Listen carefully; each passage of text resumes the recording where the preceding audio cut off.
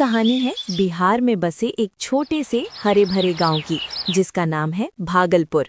जैसे ही सुबह सूरज की पहली किरण धरती को छूती है, पूरा गांव जाग उठता है और पेड़ों पर चहचहाते पंछियों की धुन सब मिलकर एक नई सुबह का स्वागत करते हैं।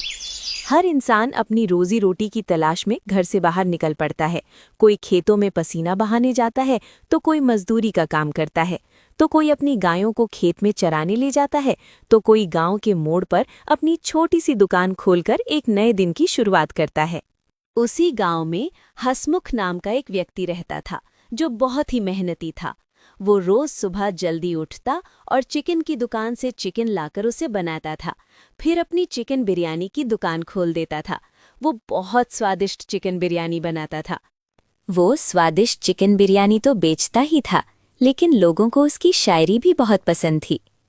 कोई भी उसकी दुकान से बिना हंसे नहीं जाता था, क्योंकि वो बहुत अच्छी शायरी करता था। लोग चिकन बिरयानी के साथ उसकी शायरी सुनते सुनते बड़ी खुशी से खाना खाते थे। जो भी उसकी दुकान पर खाने आता था, वो हसमुख से शायरी सुनाने के लिए जरूर कहता था। हसमुख भी अपने शायरी के पिटारे में से अच्छी अच्छी शायरियां सुनाता था। इश्क भी तेरी तरह लाजवाब है, जैसे हसमुख की बिरयानी का स्वाद है। एक बार दिल लग जाए अगर, फिर हर दिन मिलने की फरियाद है। ना यहाँ कोई उदास जाता है, ना कोई भूखा वापस आता है।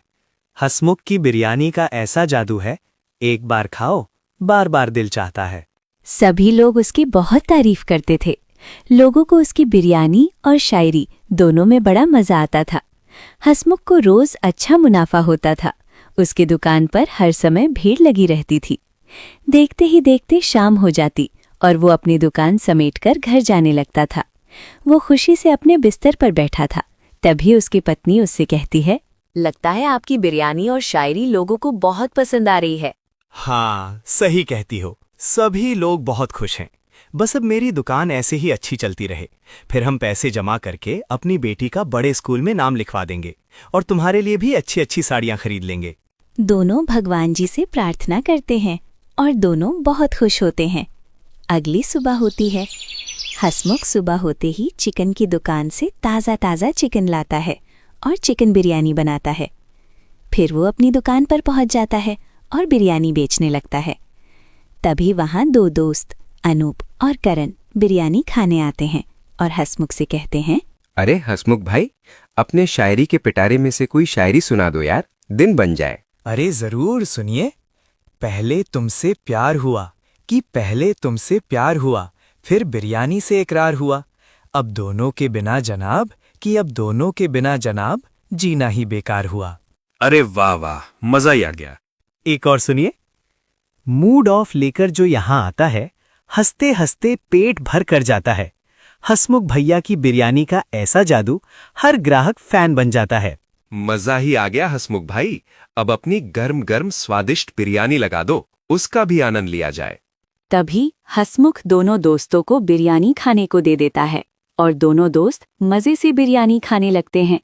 खाकर वे कहते हैं, अरे हसमुख भाई, आपकी बिरयानी और शायरी दोनों में जादू है, मजा ही आ जाता है।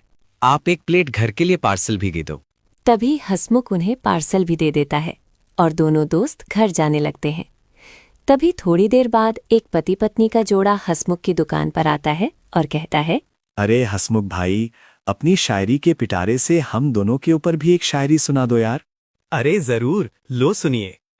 पत्नी का साथ हो तो घर स्वर्ग बन जाता है। चिकन की खुशबू से हर दिन सज जाता है। दोनों मिल जाएं अगर किस्मत से जनाब, जीवन हंसते हंसते मजेदार बन जाता है। अरे वाह वाह वाह। एक और सुनिए।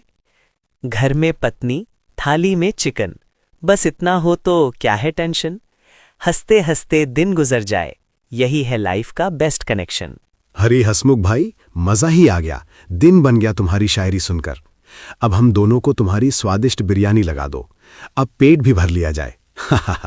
तभी हसमुख दोनों को बिरयानी लगा देता है और दोनों बड़े मजे से बिरयानी खाने लगते हैं। खाकर वे वहां से खुशी खुशी चले जाते हैं। धीरे धीरे हसमुख की दुकान पर भीड़ बढ़ जाती है। सभी लोग शायरी सुनते और मजे से बिरयानी खाते हैं। हसमुख को अच्छा मुनाफा होता है। उसकी शायरी और चिकन बिरयानी की वजह से वो बहुत ज्यादा मशहूर हो गया। आसपास के गांवों में भी उसका नाम फैल गया। पास के ही गांव में एक बिहारी चिकन वाला अपनी दुकान लगाता था। वो भी चिकन बिरयानी बेचता था। अब उसके गांव के लोग भी हसमुख की दुकान पर आने लगे। वे लोग भी हसमुख की शायरी और बिरयानी का मजा लेने लगे। धीरे धीरे बिहारी की दुकान पर लोगों ने आना बंद कर दिया।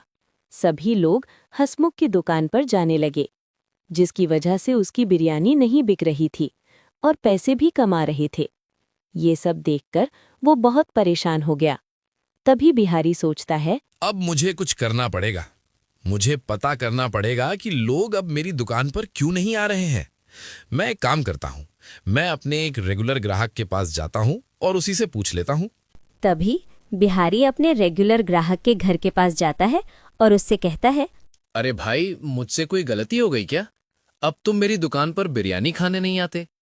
तुम तो मेरे रेगुलर कस्टमर हो। अरे बिहारी भाई, इसमें आपकी गलती नहीं है। पास ही के गांव भागलपुर में एक बिरयानी वाला है, सब उसी के पास ही बिरयानी खाने जाते हैं। वो ऐसा क्या मिला रहा है कि गांव के लोग उसकी दुकान पर बिरयानी खाने जा रहे हैं? वो अपने ग्राहकों को बिरयानी से पहले अच्छी अच्छी शायरी सुनाता है और फिर बिरयानी लगाता है। उसकी बिरयानी भी बहुत स्वादिष्ट होती है। इसीलिए गांव वाले उसे हसमुख बिरयानी वाला कहते हैं। बिहारी को ये पसंद नहीं आता कि एक शायरी की वजह से गांव वाले उसकी बिरयानी छोड़कर दूसरे गांव जाकर हसमुख की बिरयानी खा रहे हैं और उसका नुकसान करवा रहे हैं। ये सब सुनकर बिहारी गुस्से में अपनी दुकान पर जाने लगता है और सोचता है, मुझे कुछ ना कुछ करना पड़ेगा, नहीं तो मेरी दुकान बंद पड़ जाएगी। फिर मैं खाने के लिए पैसे कैसे लाऊंगा? इस हसमुख का कुछ तो करना पड़ेगा। अब इस हसमुख की हंसी मैं गायब करता हूँ। बिहारी ने हसमुख के पूरे दिन का पता किया कि वो कब क्या करता है।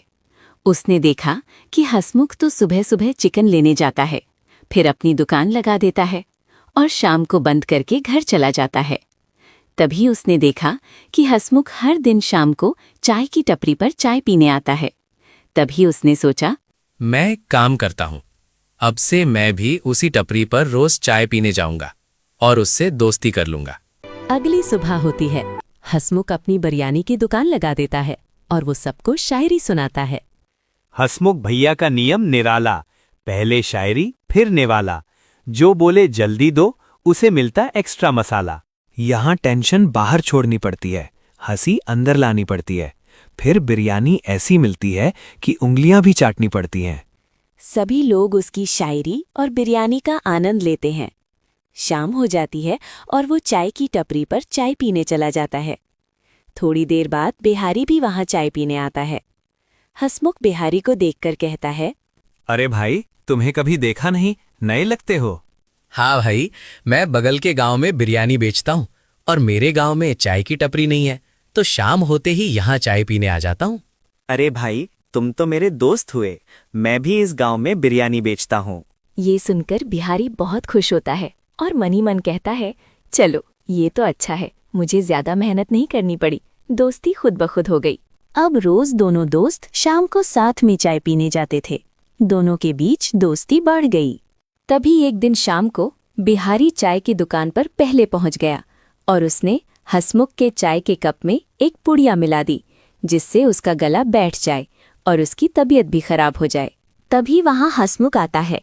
दोनों बात करते करते चाय पीते हैं और फिर अपने अपने घर चले जाते हैं। अगली सुबह होती है और हसमुख के मुंह से आवाज भी नहीं निकल रही थी और उसकी तबीयत भी खराब हो गई थी। इस वजह से हसमुख की दुकान बंद पड़ी रही। लोगों ने देखा कि हसमुख की दुकान बंद है तो गांव की सभी लोग बिहारी की दुकान पर बिरयानी खाने जाने लगे। बिहारी ने हसमुख की दुकान बंद होने का पूरा फायदा उठाया। अब उसकी दुकान पर भीड़ लगने लगी और सभी लोग अब बिहारी की दुकान पर बिरयानी खाने जाने लगे। सभी लोगों को हसमुख की बिरयानी और शायरी की बहुत याद आती थी, लेकिन अब उनके पास और कोई उपाय नहीं था। बिहारी की दुकान वापस से चलने लगी। उसकी दुकान पर हमेशा भीड़ लगी रहती। लोग हमेशा वहां बिरयानी खाने आते रहते थे और बिहारी ने खूब पैसे कमाए। कुछ दिन बीत जाते हैं। बिहारी की दुकान अच्छे से चल रही थी। वहीं हसमुख की तबीयत खराब होने की रिपोर्ट भी आ गई, जिससे उसे पता चला कि चाय में कुछ मिला हुआ था, जिसकी वजह से उसकी ऐसी हालत हुई। डॉक्टर ने हंसमुख से पूछा। तुम चाय पीने कहाँ जाते हो? डॉक्टर जी, मैं तो गांव में एक चाचा है, मैं उनकी दुकान पर ही जाता हूँ। वे बहुत अच्छे हैं, वो ऐसा कुछ कर ही नहीं सकते। जिस दिन तुम्हारी तबीयत खराब हुई उससे पहले तुम्हारे साथ कौन था? मेरा एक नया दोस्त बना है, बिहारी चिकन वाला। मैं कुछ दिनों से उसके साथ ही चाय पीने जाता हूँ। तभी डॉक्टर जी समझ गए कि ये काम बिहारी का है। उसने पहले भी ऐसा किया है, वो किसी की दुकान चलते हुए नहीं देख सकता। उन्होंने हंसमुख से ये बात सरपंच तक ले जाने को कहा।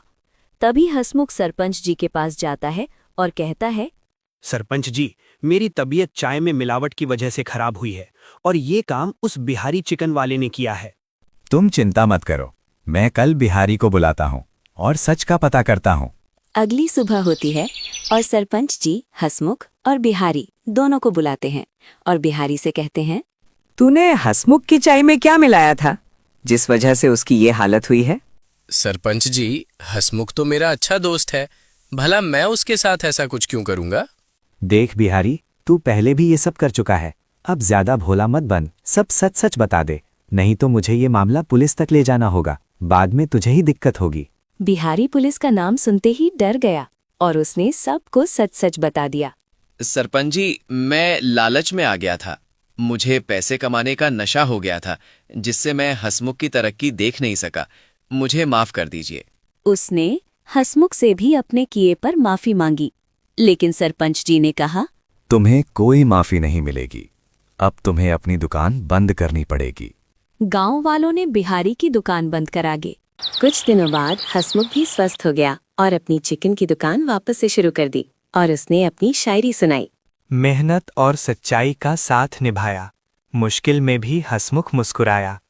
जो बुरा करे वो खुद हार जाता है, अंत में सच ही जीत कर आता है। सभी लोगों ने उसकी शायरी सुनकर वाहवाही की और उसकी स्वादिष्ट चिकन बिरयानी के मजे लिए।